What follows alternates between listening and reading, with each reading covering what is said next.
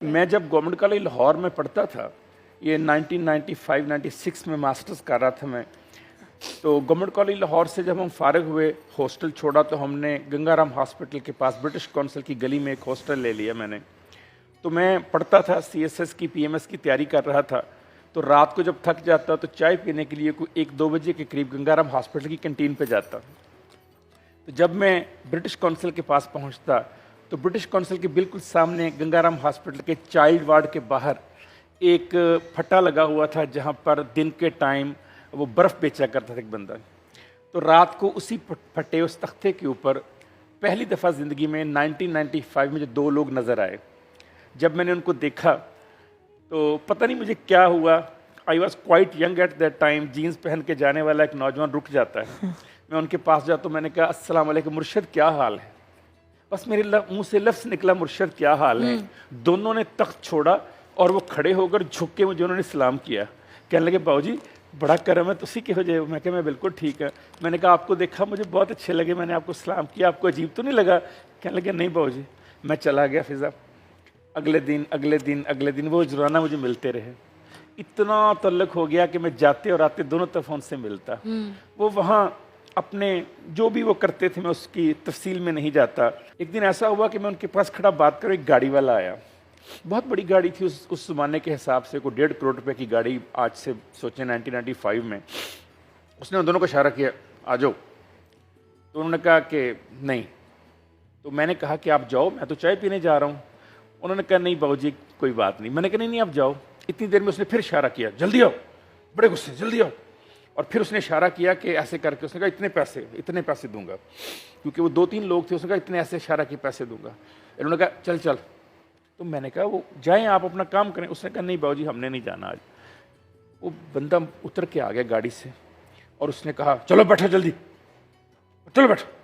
میری طرف یہ تمہیں زیادہ پیسے دے رہا مجھ سے، میں اسے ڈبل دوں گا تمہیں.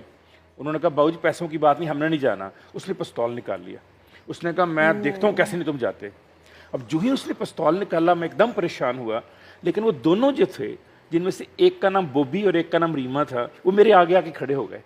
انہوں نے کہا ہمیں گولی مارو، باؤ جی کی طرف مت پستول کرو. میرا ان سے کوئی رشتہ نہیں تھا. وہ بندہ گھبرا گیا. اس نے جب دیکھا یہ تو بالکل سامنے کھڑے ہو گئے ہیں. ایک نے جو بوبی تھا جو کہ ان کا بڑا تھا گرو تھا، اس نے ایسے پستول پڑ کہا میرے یہاں مارو گولی، یہاں مارو گولی. وہ ڈر گئے اور ڈر کے بھاگ گئے. اب میرے لیے بہت پریشان کن تھا. میں نے کہا بوبی ریما تم نے میری خاطر اس طرح کیوں کیا ان کے ساتھ؟ وہ کل آ کر تمہیں کوئی نقصان پہنچا دے. اس نے کہا باؤ جی اس دنیا میں پیسے دینے والے بہت ہیں، عزت دینے والے ایک آپ ہی ملے ہیں. اب جب بھی ملتے ہیں السلام علیکم مرشد کہتے ہیں، آپ ہمارے پاس بیٹھ جاتے ہیں. آپ کو کبھی بدبو نہیں آئی، آپ کو کبھی نفرت محسوس نہیں ہوئی. باؤ جی اب جاتے بھی رکتے ہیں، اب آتے بھی رکتے ہیں. باؤ جی اب حال پوچھتے ہیں، اب گھر والوں کا پوچھتے ہیں. باؤ جی اتنی عزت کے بعد اگر 10 منٹ میں آپ کے ساتھ گزار لوں تو اس کی خاطر میں کروڑوں ضائع کر سکتا ہوں. میں کروڑوں دے سکتا ہوں کسی کو صرف آپ کے ساتھ 10 منٹ گزارنے کے لیے. اس لیے میں نے اس کو انکار کر دیا. آج ہم دونوں بڑے پریشان تھے. میں نے کہا کیا ہوا؟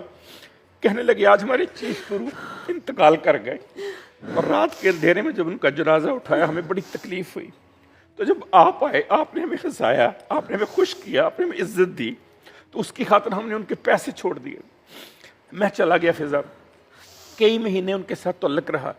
میں بہت بیمار ہو گیا. ایک دن اتنا بیمار ہوا میرے گلے سے آواز نہ نکلے، مجھے ٹیمپریچر ہو گیا. اکیلا میں ہاسٹل میں تھا، نہ میری امی، نہ ابو، نہ بھائی، نہ بہن، نہ کوئی سنبھالنے والا.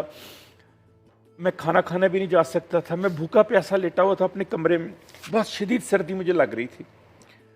تو یہ بوبی اور ریما 2-3 دن انتظار کرتے رہے کہ باؤ جی گزرے نہیں، باؤ جی گزرے نہیں، باؤ جی گزرے نہیں.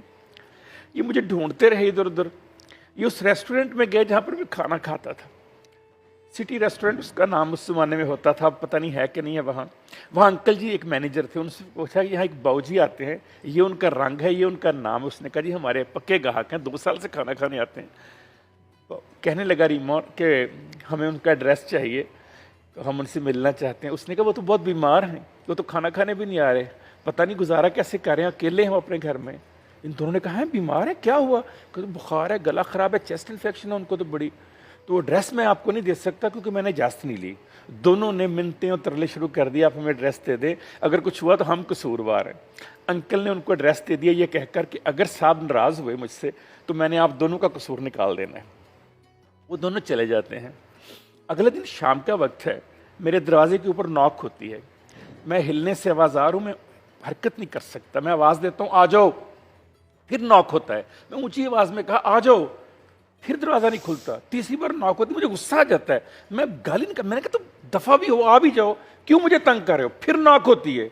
जब चौथी दफ़ा नॉक होती है तो मैं उठता हूँ बिस्तर से, बड़ी मुश्किल में सफ़र करके दरवाजे तक पहुँचता हूँ। दरवाज़ा खोला तो देखा रीमा और बूबी खड़े, दोनों ने हाथ जोड़ दिए, बाबू जी माफ़ कर दीजिएगा, 4 दफ़ा दरवाज़ा खड़काया आपका। मैंने कहा कोई बात नहीं, कोई बात, अंदर आ जाओ। जब मैंने कहा अंदर आ जाओ, क्यों नहीं आ रहे थे, कहते बाबू जी नापाक थे, पलीत थे, आपके पाक कमरे में आ नहीं सकते थे। मैंने कहा रीमा बूबी तुम कमरे के अंदर आओ, जब तुम जाओगे मैं तुम्हारे पाँव साफ करूंगा, ये कमरा गंदा है, तुम गंदे नहीं हो। क्या बात है। वो दोनों अंदर आ गए, बैठ गए। एक ने मेरे सर दबाना शुरू कर दिया, एक ने मेरी टांगे दबाना शुरू कर दी। और फिजा उस वक्त मुझे इतनी जरूरत थी, मुझे कोई दबाए, दर्द हो रही थी मेरी बॉडी में, मैं चीखना चाहता था दर्द से। पता नहीं अल्लाह ने कब सुनी। मैं उनको रोक रहा हूँ, वो कह रहे हैं नहीं बाबूजी, नहीं बाबूजी आप लेट जाएं, बस बाबूजी आप लेट जाएं। एक मेरे ऊपर चादर दे रहा है, एक मेरे बाल ठीक कर रहा है, कभी मेरे कपड़े ठीक कर रहे हैं।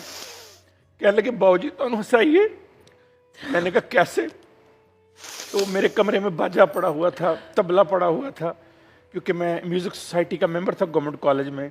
तो एक ने वो उठाया वायलिन मेरा, एक ने जो है वो कीबोर्ड उठाया, और उन्होंने जो ही ऐसे बजाना शुरू किया तो मेरी नज़र गई तो बूबी के हाथों के ऊपर निशान से नजर आए मुझे, जैसे जख्म से होते हैं ना। हाँ। तो मैंने बूबी का हाथ पकड़ा, बूबी ये हाथों को क्या हुआ, तुम्हारे हाथ तो बड़े नर्म और बड़े अच्छे, जब मैं रोजाना तुमसे हाथ मिलाता हूँ, ये आज हाथों पे ऐसे क्या हुआ।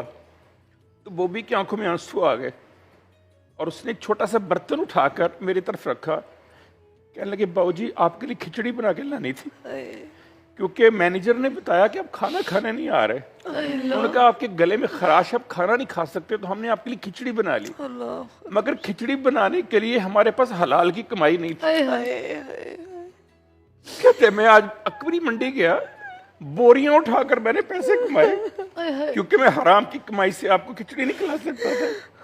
उस हलाल की कमाई से मैंने इस खिचड़ी को बना के आपके लिए लाया, आप खाएंगे तो मुझे बड़ी खुशी होगी। मैंने उनके सामने हाथों से, इन्हीं उंगलियों से खिचड़ी को खाना शुरू कर दिया। मैंने